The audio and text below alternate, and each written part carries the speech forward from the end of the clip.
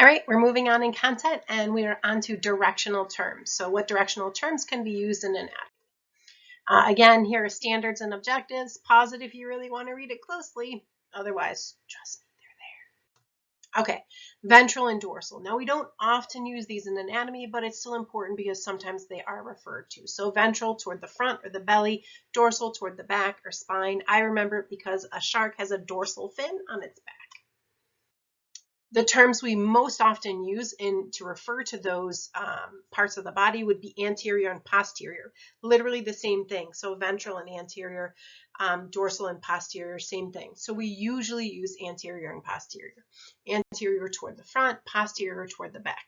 It doesn't mean it has to be on the front, it's just closer to the front and closer to the back. Superior and inferior. Superior, closer to your head. Inferior, closer to your feet.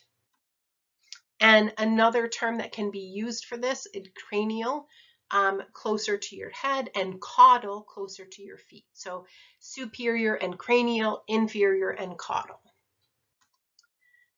Proximal and distal. Now these can only be used on limbs, so your arms and your legs, that's it. And we're talking about the point of attachment. So for your arms, the point of attachment where it attaches to your trunk is at your shoulder. And for your legs, it's at your hip. So proximal is closer to that point of attachment. So the shoulder would be as close as you could get for the arms, and the hip would be the closest you could get for the legs. And then the furthest you could get, the most distal, would be the tips of your fingers or the tips of your toes.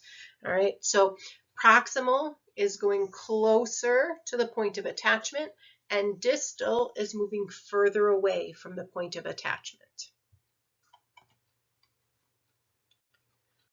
Okay, lateral and medial. So lateral is away from the midline. Here's the midline of your body, right? So right down here through the nose, sternum, navel, umbilicus, belly button.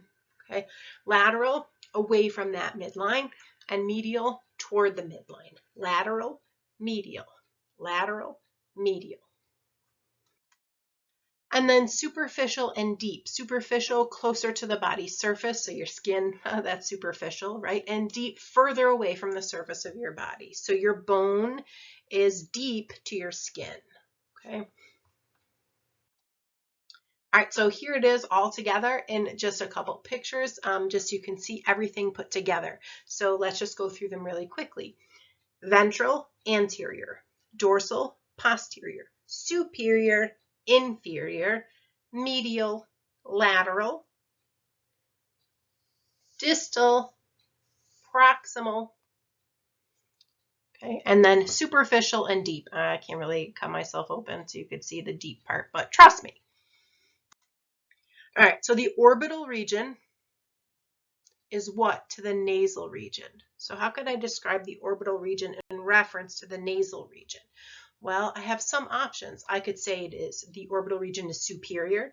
I could say the orbital region is lateral, or I could say the orbital region is posterior, closer to the back. The carpal region and the brachial region. So where is the carpal region? Remember, you're imagining standing in anatomical position. So what could I say? I could say the carpal region is inferior. It's lower. I could say the carpal region is lateral because when you're standing in anatomical position, it is. Or the carpal region is distal. All of those are accurate. What about umbilical, belly button, navel, and cervical? That's your neck. So how could I describe those? Well, they're not on a limb, so I know I can't use proximal and distal. So all I've got here is inferior. The acromial, remember that point of your shoulder, is what to the tarsal region? Well, acromial is on a limb, and so is tarsal, that's ankle, but they're not in the same limb, so I can't use proximal and distal. So what could I use? Superior, okay? Or I could say lateral, because when you're standing in anatomical position, that point on your shoulder is lateral to where your ankles are, to where the tarsal region is. The crural and sural region. So if you remember, crural, like it's cruel to kick someone in the shin. So that's the shin. So it's anterior, so it's on the front of your body. And then in class, we do a blue kit to practice, and that's it.